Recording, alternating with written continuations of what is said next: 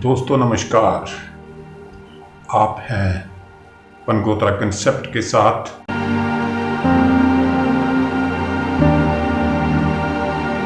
और मैं के पनगोत्रा आपसे मुखातिब।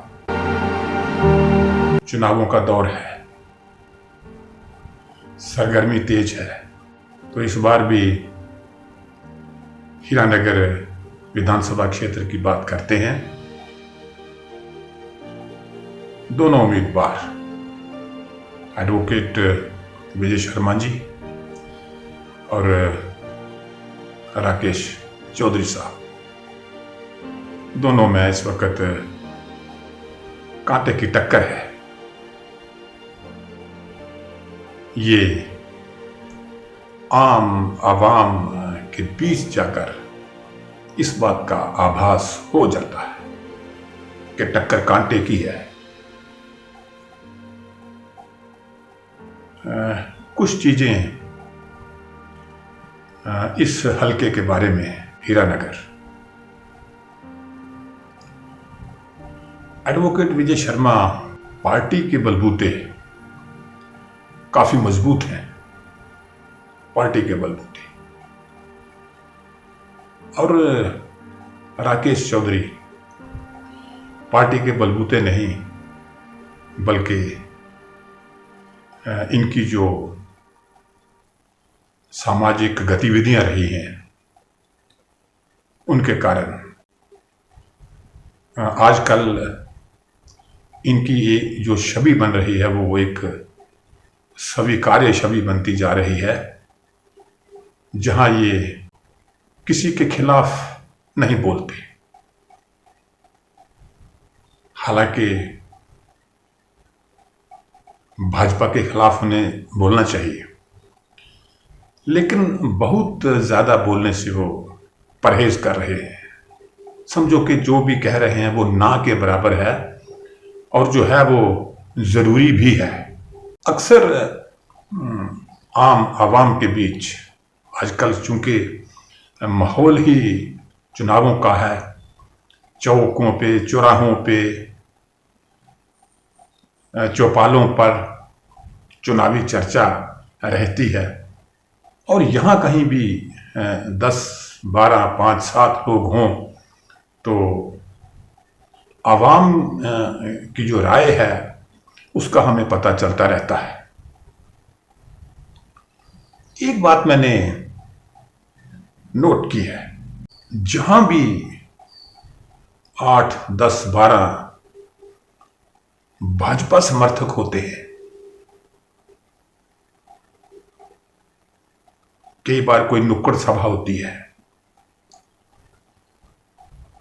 10-12 भाजपा समर्थक अगर जहां हमें मिलें तो राकेश चौधरी को लेकर कुछ बातें खुलकर समर्थक कहना शुरू कर देते हैं। कई बार पुराने कार्यकर्ता भी कहना शुरू कर देते हैं। भाजपा से कई सालों से जुड़े लोग भी कहना शुरू कर देते हैं। मैं यहां किसी के नाम का उल्लेख नहीं करना चाहूंगा और ना ही करना चाहिए।